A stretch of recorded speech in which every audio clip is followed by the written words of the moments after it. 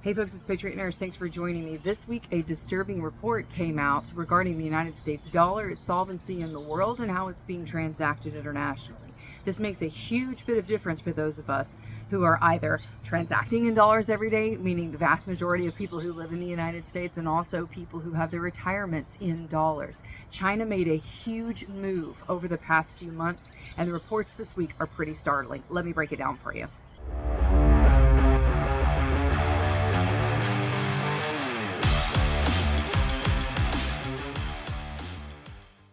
So a report came out this week detailing the sale of dollars by the Chinese government, by the Communist Chinese Party. In the first quarter of this year, 2024, China has dumped over $53 billion worth of currency. Why this matters for us? Because the United States has enjoyed its hegemony, its essentially big kid on the block status, since World War II, not just because of the victories of the Allies over the Axis, but because of the Marshall Plan and rebuilding Europe. Now, why this matters compared to what China did this week, I think you want to stick with me for about the next minute and understand the deeper part of it.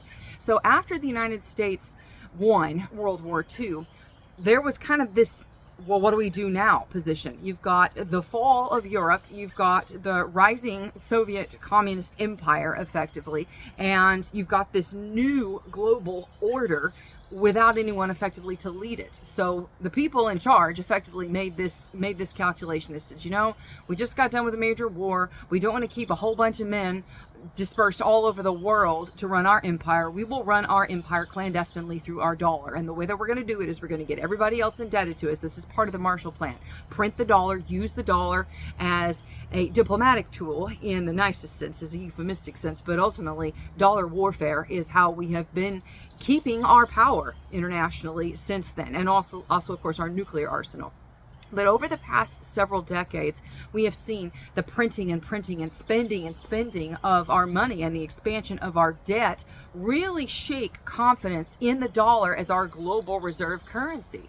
And so the United States is losing its position internationally. China deciding to dump the amount of treasuries that it has is a huge move. But not only that, BRICS, a new economic alliance that's forming, and if you don't know what that is, I'll put a link in the description box below so that you can read up on it. BRICS has really been ascending over the past few years as a challenge to really the power of the dollar as a reserve currency. Hitherto this point, there hasn't really been a great alternative to the dollar, but because of two main things, the rise of gold and also the rise of cryptocurrencies as a potential digital gold, people might call it. These are two key competitors that many people are looking to. China understands that the world is about to turn. China understands that the United States' shelf life as a republic is about over. It also understands that we cannot fund our liabilities. We are broke. We are very, very broke. And not only that, we are losing our power and our respect internationally because of weak and feckless governments like the Biden administration. When you have weakness in concert with a weak currency, and you have the personification of that weakness with a buffoon who shuffles around and can hardly string two cohesive thoughts together, it's little wonder that we have no respect anymore internationally. So what does this mean for me and you? Number one, anyone who is holding dollars as an asset or any asset that is valued in dollars is going to be hit by this. Because the dollar is losing purchasing parity internationally, and because the Chinese, who hold a large amount of our debt and our treasuries, are dumping them, the dollar is going to have its day of reckoning very soon. And I don't think people have really wrapped their head around this. This is going to be extremely painful for anyone who is overwhelmingly in dollars or who has savings in the bank. We already know that we've been hammered by inflation here domestically in the United States. We already know that our dollar doesn't purchase as much when you go to check out at the grocery store.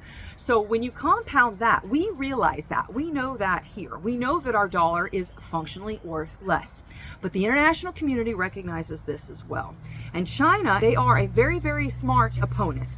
They are very, very skilled in patience, and they have a long history, certainly as a people and as a culture, of warfare conducted through patience and through strategy.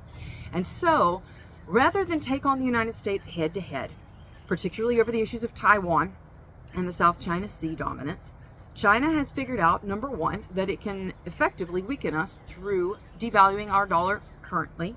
It can also weaken us by strengthening its position from a naval perspective. It's done this over and over again. But it's not going to go head to head with the United States in kinesthetic warfare over Taiwan. It's not going to do that. And at this position right now, China knows that we're too strong. But the best way to weaken us is to effectively get the rest of the world to dump our dollar, which is what China and what the BRICS have been doing. Overwhelmingly, since 2022, 2023, and 2024, China and the BRICS have bought more gold than any other buyer internationally. They have been loading up with gold. So the question is, what do they know? What they know is that we are about to turn off from our position as a power internationally. We can't seem to make good choices with certainly the Biden administration at the helm. Anthony Blinken is going around and essentially creating havoc anywhere he goes in the Middle East. And when you have overwhelmingly weakness as the take-home point of the executive branch, and you also have weakness with our dollar, there's little reason for the world to respect the United States anymore. The dollar is going to plunge, in my opinion, very, very soon. I don't know at what point this is going to happen, but in our lifetime, we are going to see this, and probably sooner rather than later. It would seem to me that the lessons of the past can shine some light on our present and the future. Historically, there have been many, many instances of currency collapses, certainly from fiat currencies like our own. The United States is not on a gold standard. We're not on a silver standard. We're not on really any standard other than the hot air that's blown from the Treasury, the State Department, and pretty much anybody who decides that they want to stroke the ego of the Federal Reserve chairs. So we have nothing effectively other than the good faith and credit of a bunch of bankers sitting on a board going to cocktail hour afterwards. And once their BS has been called, the rest of us are going to feel it. The central banker guys are not going to feel this pinch. So historically, what has happened in the past? People have fled to hard assets. They fled to things like precious metals. They fled to things like useful items that they can make ready use of every day, such as, I don't know, food, ammunition, medical supplies, the beans, bullets, and band-aids, the things that we've been talking about on this channel. I'm curious to see, where in your life have you seen in your area the dollar's purchasing power plummet? Have you seen real estate be crazy in your area? Have you seen the price of goods and services go up? What, in your opinion, is the single most painful thing that you have had to fork over more money for that you didn't have to really before the Biden administration took office? Leave me a comment down below. I'd be very interested to find out. So friends, I think it's fair to say that the day of the dollar's reckoning is here, and that in previous administrations, the world would have held these dollars because spending wouldn't have been out of control, and also because they ultimately feared and respected the United States, and that is not a thing anymore. Because our State Department and because the leadership under the Biden administration can't seem to make solid decisions when it comes to foreign policy, and certainly when it comes to fiscal policy, there is no reason for the rest of the world to hold our currency anymore. They have too many options. You have the BRICS, you have cryptocurrency, you have precious metals, which have pretty much always perennially been the safe haven from inflation. The challenge is in this new turning, so to speak, of world history, we have a few impactful events that have reshaped the way that currencies are going to, in my opinion, take sway over the future. The first is the internet. The internet has revolutionized things. And so previously, domestic transactions were occurring through gold. If you didn't have some type of cash paper payment system, you were transacting in either gold or precious metals. Certainly before widely adopted greenbacks circulation became the transaction of choice. The precious metals market is of course booming right now. Gold is at an all-time high and silver is going up there too. But the internet has changed the way that commerce is conducted, and it's changed the way that business transactions are conducted. And really, a middleman is needed in order to do that. So, of course, credit card companies really filled this gap from the late 90s forward. But because of the unpersoning and the political pressures that these credit card companies have been exerting on people, they've been unpersoning people, whether it's because of their politics or because of their political associations.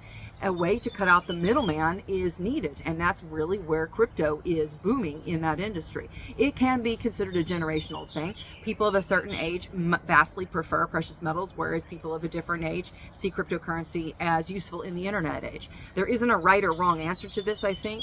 And I'm not giving financial advice, I'm just sharing my own personal opinions on that, and mine is of wise stratification based on history. Gold and precious metals are always going to be useful. Ammunition is always going to be useful too, because ultimately you need to be able to practice. More than just sit on a stockpile, you need to be able to practice your skills. And live fire is part of this. Training is also part of this, but also medical. And medical knowledge and skills are huge. It doesn't matter who you are or where you are throughout history. People are always going to get sick, particularly in times of want and of need. Malnutrition surges and disease soars right along with it. So if you can take care of your family's medical needs without having to go and purchase with your devalued dollars medical supplies and medicines that may or may not work, you are in a better position to thrive. If you know how to source, using the plants around you, medicine from the area in which you live, you're in a better position to ride out the storm.